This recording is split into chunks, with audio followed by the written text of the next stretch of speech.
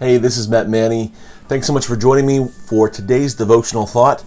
Today, we're going to be talking about abiding in the vine. In John chapter 15, Jesus talks about how if you remain in me and I remain in you, you will bear much fruit. As a kid, I can remember my grandparents, they would invite any of us grandkids who are available and free to pile into their powder blue Chevy Caprice classic car, and we'd drive west out to Lancaster County, out into farm country. And so we loved driving out there and spending time with the grandparents. We go to a place called the Windmill Restaurant, and we would get some kind of chicken chowder, a corn chowder, and we would go to a little gift shop and get little trinkety kind of gifts.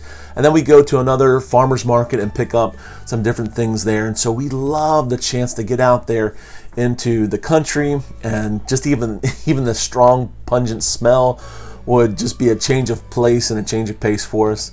Now, decades later, I love taking my own family out to what we call Pennsylvania Dutch country, out into Lancaster County. And one of the things that we see have is a lot of fun that we love to see is going to this orchard where we go pick apples. And every year we try to make it a family tradition when we go pick these apples together.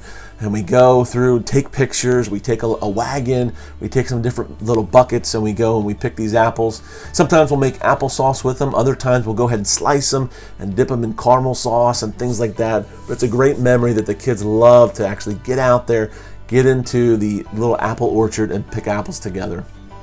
It reminds me of that passage that I just mentioned a moment ago from John chapter 15, where Jesus says that he wants us to abide in him and to remain in him. It gives this idea of trusting in Jesus, that apart from Jesus we can do nothing. What's amazing is as we're out there in the apple orchard watching the kids, and it's amazing to see them picking these apples and just to be removed from a grocery store setting where you're just taking apples maybe and putting them in a bag, putting them on a scale and weighing them and going on your way, to actually be there next to an apple tree, to see your kid, or even for myself, to take an apple and to just give a little tug and pull it off the vine. It's so amazing to watch that happen and to make that connection. Well, what's crazy about it is this, and Jesus talks about the fact in John chapter 15 that if a branch isn't producing fruit, that the farmer will come in and he'll actually prune that tree so that nutrients can get to the branches that are bearing fruit and that are healthy. And so even though we might find in our own lives where God is cutting away things that are non-essential, he's taking out things that are not being fruitful, that's so that the areas that need more nutrients can get those nutrients, and so we can be fruitful. One of the challenges for us in following Jesus is that we can be very fearful of, well, what's it going to cost me, and what's next, and what will Jesus ask of me? And so what we find, though, is from John 15 that he just invites us to take small steps to trust him. And ultimately, he says to us, I want you to simply remain in me, to trust in me, to acknowledge me. Now, the challenge for us is this. We wonder, well, what's the cost of following Jesus?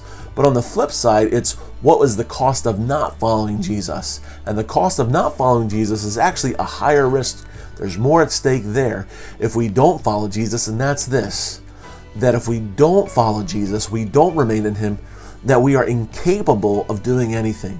Sure, we can go for a time, we can try to do things, try to live our lives and take care of our relationships and pursue our income and pursue our career, but eventually it's going to lead to nothing. We're going to be dissatisfied and frustrated. So the encouragement for us today is this, is to remain in Jesus, regardless of what our circumstances might be, to abide in Jesus, abide in the vine. Thanks so much for watching.